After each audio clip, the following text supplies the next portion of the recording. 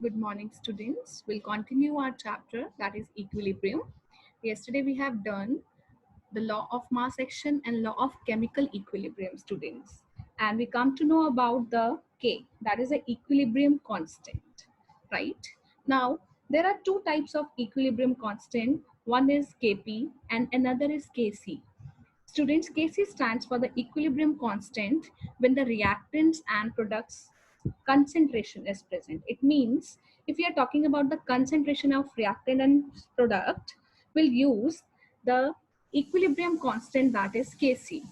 And when we are taking a gaseous equation, we are talking about Kp. So Kp stands for the partial pressure, the equilibrium constant for gaseous state, and Kc is for the normal generalized equation when we are talking about the concentration. So what is the relationship between Kc and Kp, students? Now suppose we have one example, generalized equation, that A plus B is in equilibrium with C plus D. A, B, C and D. These are the coefficients. Now the equilibrium expression for the reaction would be in terms of concentration is product of concentration divided by the product of molar concentration of reactants. This is according to law of mass action, right? The same can be written when these reactants and products are given in a gaseous state. So, if the equilibrium involves a gaseous species, the concentration may be expressed in the terms of partial pressure, students, and the equilibrium constant can be rewritten as like this. So, instead of writing this bracket, we'll use the symbol P, which stands for the partial pressure, right? Now here, Pa, Pb, C, D, that represents the partial pressure of the substances A, B, C, D respectively.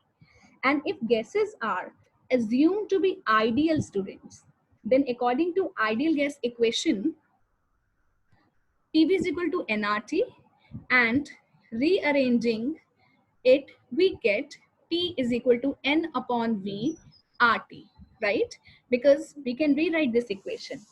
Now, putting the value of, instead of N upon V, we can write C, students. So the equation will become P is equal to CRT. Here, I'm talking about here. N by V can be written as C. So P is equal to CRT. Now put the value of this by using the equation P is equal to CRT. For PA, it will be ART. For PB, it will be BRT, concentration BRT. For PC, CRT. And for PD, it's concentration DRT. Now putting the value, right? Plugging this into the expression for Kp of the substance, will get the relationship between Kc and Kp, right? And instead of this, we can write Kc. Now, this is delta N. How this comes? When you will plug the equation, you will get the equation, right?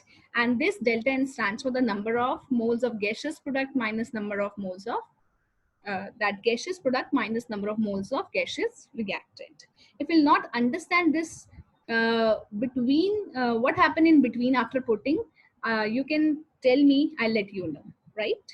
Or you can read from the book also, you will come to understand. Now students, my next topic is, before going to the factors affecting equilibrium, I just want to tell you that about this, that here we have used the term Kp, Kc. Now K is unitless, students, right? Equilibrium constant has no units, but R has unit and T has unit. So if the partial pressures are taken in atmosphere, the value of R should be used 0.0821 liter atmosphere per Kelvin per mole, right?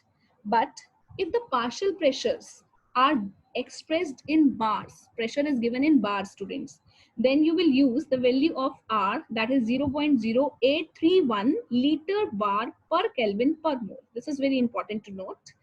Pressure के हिसाब से हम देखेंगे question में कि आपको are की क्या वैल्यू पुट करनी है, because R has 2-3 values depending upon what are the units of pressure given. It is given in bar or maybe it is given in atmosphere, right? But K has no unit. It is unitless in nature because total number of moles of product is equal to the total number of moles of reactants. So K has no unit for that, right, students? Now, what are the factors which affect the equilibrium? Whether it is a physical equilibrium or a chemical equilibrium, what are the factors? So, there was a scientist known as Lee Chatelier, right? Who explain the factors which affect the equilibrium. What are the factors we are talking about? That is change in concentration, change in pressure, change in temperature, effect of catalyst, and effect of addition of inert gases, students. We know that our system is in equilibrium when all these factors are constant. But if a system which is subjected to a change in one of these factors, the equilibrium get disturbed and the system readjusts itself until it turns to equilibrium. That was given by Lee Chatelier. So, according to him, if a chemical system which is at equilibrium experience a change, अगर हम जानबूझ के एक reaction जो equilibrium पे है हम उसे disturb करना चाहते हैं, how we can disturb that? By change in its concentration or temperature or total pressure, right? Or by adding catalyst, the equilibrium will shift in order to minimize that change or to counteract that change. Or another definition is, according to this Lee Chatelier's principle, if system is in an equilibrium and it is subjected to any change in the factors which I am talking about, right? It itself, that equilibrium will shift in direction as to reduce that effect or undo the effect, right, students? So one by one we'll talk about, if we'll change the concentration, what happened to the reaction. Either reaction changes into forward direction or a backward direction. If we'll change the pressure, what happens to the state of reaction, whether the reaction will proceed to forward reaction or backward reaction. So we'll take one by one. First is a change in concentration. So when the reactants of the product is added to the system, अगर मैं reactant की concentration को change करूं या product की concentration को change करूं, तो क्या होगा, right? We can add both. मैं रिएक्टेंट की कंसंट्रेशन को भी चेंज कर सकती हूँ क्योंकि चेंज करना है हमें जब एक जो रिएक्शन है इक्विलिब्रियम में है, या हम प्रोडक्ट की कंसंट्रेशन को भी चेंज कर सकते हैं. What happen then when a reactant और a product is added to the system, shifts away that from added component, or if a reactant or product is removed, the system shifts towards the removed component. It means if there is a change in a concentration of any of the reactants, the equilibrium shift to the forward direction. Remember this, students, how I'll tell you. And if there is an increase in the concentration of any of the product, the reaction equilibrium will shift to the backward direction. How? Suppose we take one example of this reaction, that is CO plus twice of H2, which is in equilibrium to form CH3OH. Now, to relieve the stress, means what happen if the concentration of CO is increased. Suppose I have increases the concentration of reactant. Now what happened? To relieve the stress of adding CO, according to Lee Chatelier principle, the extra CO must be used up. It means the rate of forward reaction must increase to consume this CO. So this means that CO, after adding CO, the reaction must shift towards the forward direction. We have to shift the reaction. We have to push the reaction so that the reaction must complete, right?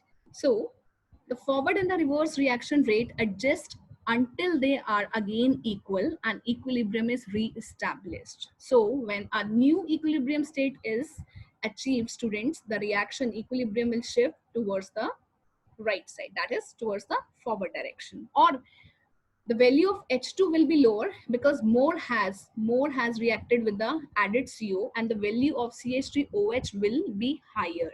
So these changes offset each other. However, if this increases, then this decreases, I have shown you, and the product is increases. So to re-establish the equation, that equilibrium equation has to shift itself towards the forward direction, right? But in this whole phenomena, this K will remain constant. Now, change in pressure, students, according to Lee Chatelier's principle, if the volume decreases, the concentration increases, and there will be a shift to the site with the less amount of moles. You must remember this. This is very important. And if the volume increases, concentration decreases, and there will be a shift to the side with the more amount of moles. It means if there is an increase in pressure means the equilibrium shift itself in the direction where we have a lesser number of molecules, gaseous molecule. And if there is a decrease in pressure, अगर हम pressure को decrease करेंगे तो हमारा जो reaction का equilibrium है वो उस तरफ shift होगा जहाँ larger number of gaseous molecules present. I'll show with the help of an example. Suppose we have an example, basic example, N2 plus thrice of H2 gives you twice of ammonia, which is known as a Haber process.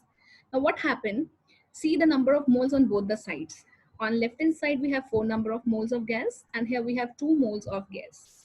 Now, if I'll increase the pressure, students. So when I'll increase the pressure, what will happen? Where the equilibrium will shift? See, with increase in pressure, the equilibrium shift in the direction of a lesser number of molecules. So where is this lesser of number of molecules? That is towards the right side. So now the equation, if increase in pressure is there in the equation, the equilibrium shift itself towards the right side. And if I decrease the pressure of this equation, automatically the pressure equilibrium will shift towards the left side, that is towards the larger number of molecules. I hope you have understood.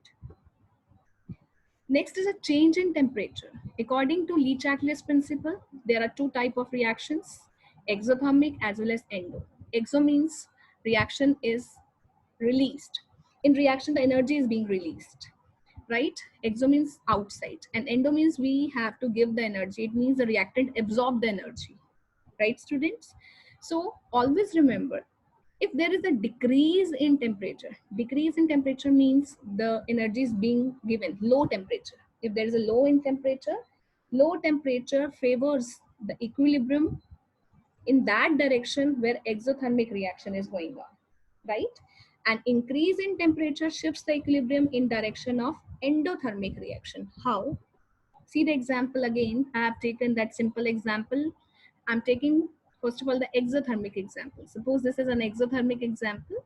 And if there is an increase in a temperature, the net equilibrium state in the direction where the extra heat is consumed. So if there is an increase, the reaction shift towards, where it will shift towards, that will shift towards the forward direction, students, right? Because as I have already explained, that increase in temperature favors the endothermic reaction where the endothermic reaction is there, and decrease in temperature shifts the equilibrium in direction of exothermic reaction, right? Similarly, for endothermic reaction, if the temperature is increased, the added heat will be absorbed by the reactants and the net change take place to the equilibrium in the forward direction, right, students? And the equilibrium, if the temperature decreases, it brings a net change to equilibrium in backward direction, as you can see. Now, effect of catalyst, students. So what is the effect of catalyst? You can see that catalyst has no effect on equilibrium, and this is because the catalyst favor the rate of forward and backward reaction equally, right, students? And it can be achieved to, it simply helps to achieve the equilibrium only. So it has no effect on equilibrium. Suppose I'll take one example, that there's a formation of SO3. How it forms? When SO2 reacts with O2, it forms SO3, right? So in this equation, the value of Kc should go to completion, right? And it is a slow process and there is no change. If I'll add, suppose a reaction is going on and I'll add the catalyst, right, to this reaction, the rate of the reaction becomes quite applicable, but there is no change in attaining the equilibrium, right? Clear, student? So we have no change in equilibrium. A catalyst lowers the activation energy and increases the rate of reaction, but it will not affect the equilibrium of the reaction. The last is the effect of addition of inert gas. So an inert substance is a substance that is non-reactive with any species, and this will not affect the equilibrium again. If the substance does not react with species at equilibrium, then there will be a shift. An addition of an inert gas at constant volume has no effect on equilibrium, right? either addition of an inert gas at constant volume or at constant pressure, there is no effect on equilibrium. Whenever the equilibrium has to attain, it has to attain. Thank you very much.